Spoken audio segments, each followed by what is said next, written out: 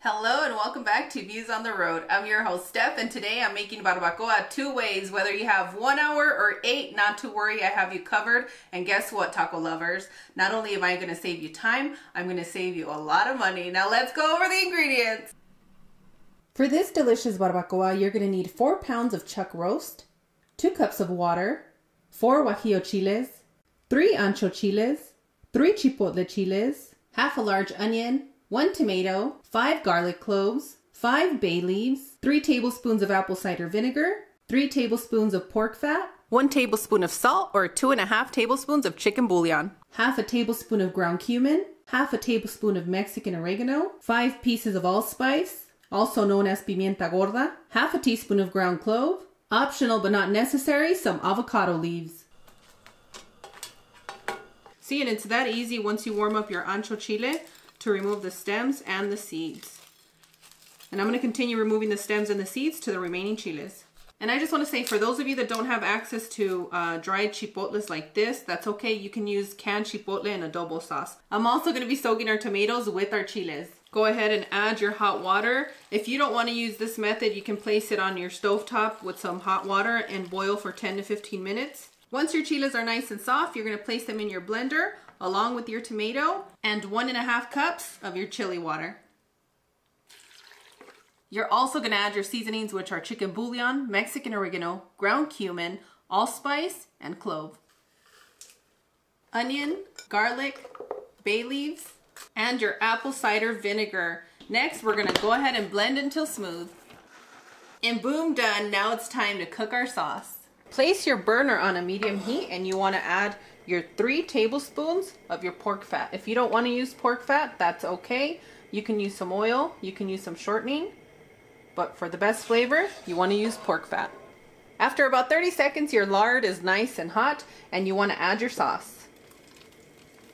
Give that a loving mix and continue to cook on a medium-low heat for another 8 to 10 minutes. You might be asking yourself, Steph, why do we have to cook this sauce? And I'm going to tell you, this is barbacoa. You want to remove some of that excess moisture so that we're not making birria, okay? It's not birria today, it's barbacoa. And that takes you anywhere from 8 to 10 minutes. So hang tight and I'll show you what our sauce will look like. So that way when you're at home, you know exactly what to look for. Give or take 8 to 10 minutes, you're going to notice that the color in your sauce has changed slightly. And everything is well cooked exactly how we want. What you want to do at this moment is you want to taste your sauce. If you're going to be adjusting your salt, this would be the time for you to do it. So that's where you have to make it comfortable for your home corazon. So go ahead and turn your pot off. And now it's time to marinate our beef. Make sure that we coat all of our beef. And this amount of marinade is perfect for 4 to 8 pounds of beef. You can use any kind of fatty beef that you like. You can use cheek. You can even use this for your ribs, ribeye, you name it. It's going to be good for all of those. Once you've fully coated your beef, you're going to go ahead and allow this to marinate for a minimum of 4 hours. If you want best flavor, the one that you're going to impress everybody with, allow this to marinate overnight. For those using this delicious recipe for your slow cooker, allow this to marinate for 4 hours, then place in your slow cooker and cook on low for 8 hours. And that's pretty much gonna marinate it for you and keep all the flavors that we love from barbacoa. Everybody else, marinate overnight. It's been about 4 hours and I'm gonna use our Instant Pot Aura Pro, which is also like a crock pot, a slow cooker. I'm gonna place a few cabbage leaves at the bottom of our slow cooker.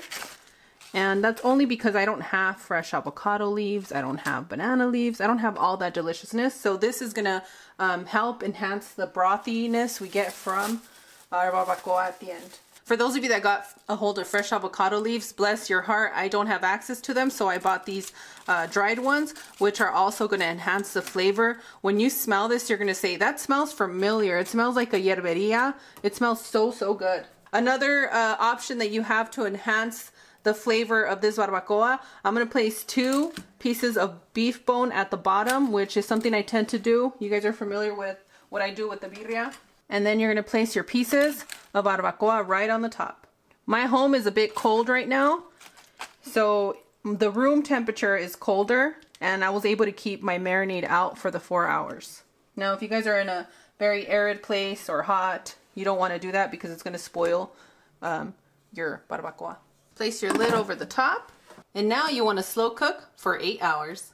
I left this to cook overnight, and what I did when I came down to get my coffee, all I did was press keep warm. It'll keep it warm for 2 hours, and my 2 hours just expired. But if you see that the meat looks picked at, don't make fun of me. I had some tacos for breakfast, but go ahead and take a peek. And your barbacoa is tender to the touch, and what I mean by that is just a little squeeze like this will start shredding it for you.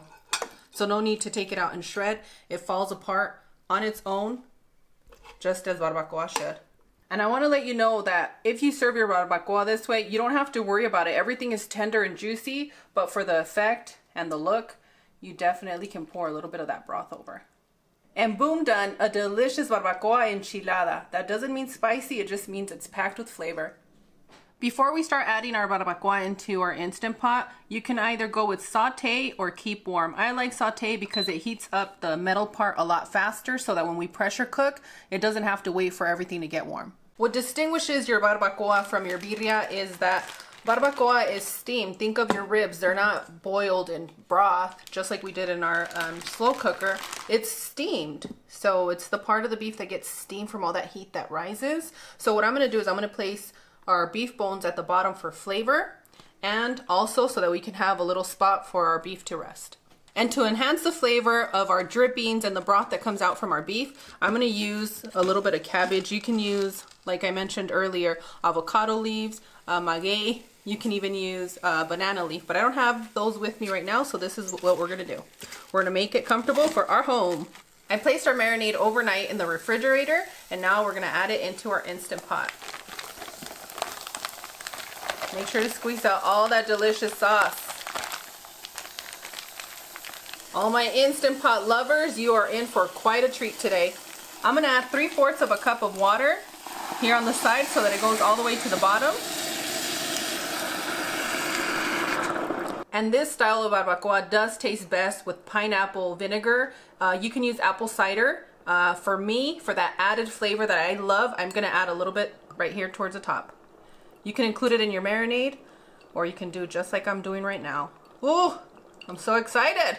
Lastly, I'm going to add our avocado leaves just over the top. So go ahead and close your Instant Pot. Seal the deal. Now we're going to cancel the saute or the keep warm, whatever you chose. Next, you want to pressure cook for 1 hour and allow for a slow pressure release. For those of you that are new to using an Instant Pot, or even our old timers, when you're placing your cabbage or your bones, make sure you can chop them up into bigger pieces just to be on the safe side, but there has to be enough space in there to allow the steam to rise up and tenderize your pieces of beef for your barbacoa. And remember, if you slice your beef pieces a lot smaller than this, it's going to be even more tender and fall apart, just like your slow cooker. And if you're going to ask me which one I like best, I'm going to say go with the slow cooker because it gives you more of the real barbacoa taste that I remember. What about you, Cloud? Slow cooker. Slow cooker. I'm going to start off with 2 tacos because I already had 2 for breakfast. Don't look at me like that, V's Club. Once you try it, you're going to understand. All right, Steph was right. But they don't really judge us because they're just like us. I know. It's for the tías that are watching with you guys. Ya sé que me están juzgando. Oren por mí. Las queremos, tías. Sí, las queremos. What I've said is just pray for me instead. And you know what I'm noticing? That when people are serving their tacos, they're not packing them in. Guess what? Pack your tacos. Don't forget where you come from. Pack your tacos and your tamales. Sprinkling of cilantro and onions. Your favorite green salsa. And I don't know if it's just me or if you guys do the same thing. I always sprinkle a little bit of salt on the top. Oh my gosh, girl. Little rabanitos for you and your lime. Just perfect. Absolutely delicious. Who's ready for a bite? I am.